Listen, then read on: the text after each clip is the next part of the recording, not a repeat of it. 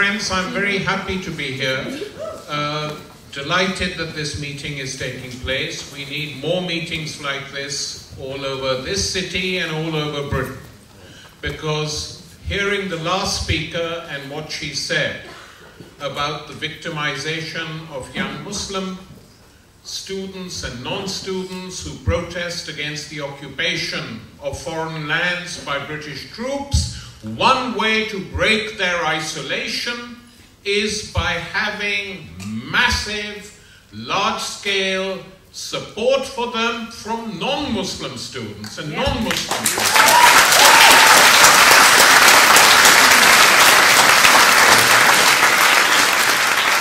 We've seen this before, by the way, talking about imperialism.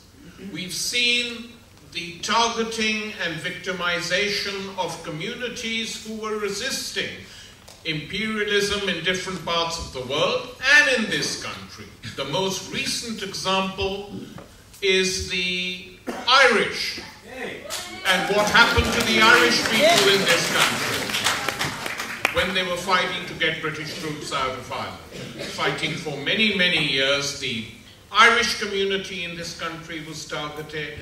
A lot of rubbish was written about them. Innocent people were locked up. Innocent people were sent to prison for several years before their cases were heard. So there has to be a constant fight back. This is nothing new. It's a continuum. And it will carry on being a continuum as long as successive British governments, Labour, Tory or coalition, are linked into the American war machine. This is a tiny North European country. Absolutely. It should not have such a large military force. It should not be attached to the American empire, but it is. And one reason it is, we have to understand the reasons why they are. As Seamus pointed out, the British economy is highly dependent on global capitalism. Yeah. What happens to that capitalism affects how Britain is governed, affects how capitalism rules in this country. And an alternative to the imperial system requires an alternative form of rule in this country which says very clearly and firmly that the market and profit are not the priorities of any progressives here. Absolutely. Once you accept that, then you can begin to move forward. 2 or 3 things I wanted to say very briefly. 1, imperialism could never exist and could never be in the state in which it is, dominant, unique in the sense that this is the first empire we have had, the only single empire which is global. But one reason this empire, despite setbacks, can carry on is because it finds collaborators. Yeah. And the big difference between the European empires historically of the 19th and 20th centuries, they actually went and occupied countries, colonized them, set up settlers to try and rule them, and actually governed and ruled directly for hundreds of years. The American empire has tried to do it differently. And the main form American rule has taken is finding people in the countries which they dominate who do their bidding. Japan, classic case in point. They keep, of course, troops in reserve in these countries, but they don't rule these countries directly. The Arab world, who has ruled on their behalf? Who has governed? The Israelis, of course, we know. That's the best known case of an American outpost, with its own autonomous agenda as well, by the way, sometimes which clashes with other American interests in the region. But the other countries which have collaborated with them continuously, Saudi Arabia, the Saudi monarchy, the Egyptian government since the period of Anwar Sadat, turning back decades of Egyptian and Arab nationalist resistance to imperialism in that country by doing a deal with the United States. That's what they did. And that is the only thing that explains they're paid billions a year. I mean, the siege of Gaza, had we had a halfway decent government in Egypt, could have been stopped before it even began.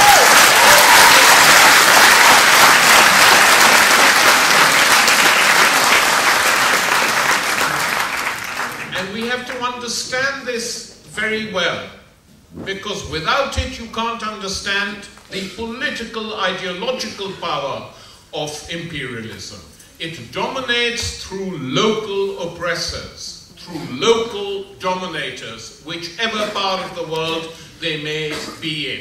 When they're about to be toppled, or when they fear they might be toppled, they move in to help them out. And that is why direct military occupation, the Americans basically are uneasy with it. They can't manage it. And they're finding it very difficult in Iraq, leave alone Afghanistan. In Iraq, they've succeeded. I mean, the big thing which they learned from the British Empire, the British, wherever they went, their principle was fairly straightforward: divide and rule. And when they were forced to leave by national resistance movements in many continents, they left behind divided countries, poison legacies, whether it's Africa, using one tribe against the other, on the basis of that tribe constructing borders, whether it was India, whether it was Cyprus, whether it was Ireland, systematic policy of division. And this is the advice which the British Foreign Office and the British political elite has given to the Americans. Divide, divide. So a central strategy in Iraq has been to divide the Shia from the Sunni population, to encourage death squads, to completely ethnically cleanse whole areas of Baghdad with a facility that the Haganah in Israel would envy. Because that's exactly what they did to Palestinians when they settled there and made a state for themselves. So that is what is happening, and that is what has happened in Iraq. It hasn't gone all well, because in so doing the Americans, inadvertently one can only say, because otherwise it's the height of stupidity, have strengthened Iran in the region, which has opened up new contradictions for them, which they find it difficult to deal with, so they threaten the Iranian regime. We'll bomb you, we'll do this, we'll do that. We will see how far they go on that front, because that is not going to be easy. Bombing, occupying, and trying to destroy Iran like they've done Iraq. Because the Iranians have a strong force, they have popular support, the entire region around Iran will resist, and not just within Iran, where they've had a total defeat. And we have to note this. Where have they been really defeated? They have been defeated in Lebanon. Yay! They will be defeated in Afghanistan, I'm pretty sure about that. They haven't been yet. But they have been defeated in the Lebanon, because they underestimated the popular support for Hezbollah. Yep. And they underestimated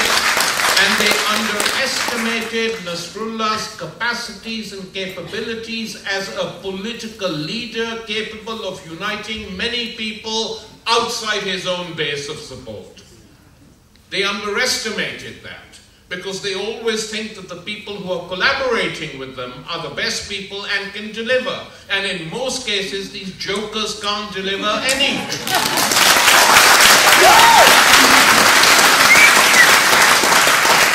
And that is what they're trying to do in Palestine today. Splitting the Palestinian resistance, dividing Gaza from the West Bank, using the PLO authority and the PLO security apparatus to crush demonstrations for Gaza and the West Bank, And why? Because they were informed, these PLO leaders, what was going to happen in Gaza. It wasn't a secret. The Saudis were informed, the Egyptians were informed, the PLO leaders were informed, just like the Lebanese government was informed. Don't worry, it's a 2-week operation. We're going to come and destroy Hezbollah, and then we leave. It'll be better for you. Well, we saw what happened. Hezbollah fought the Israeli army to a standstill.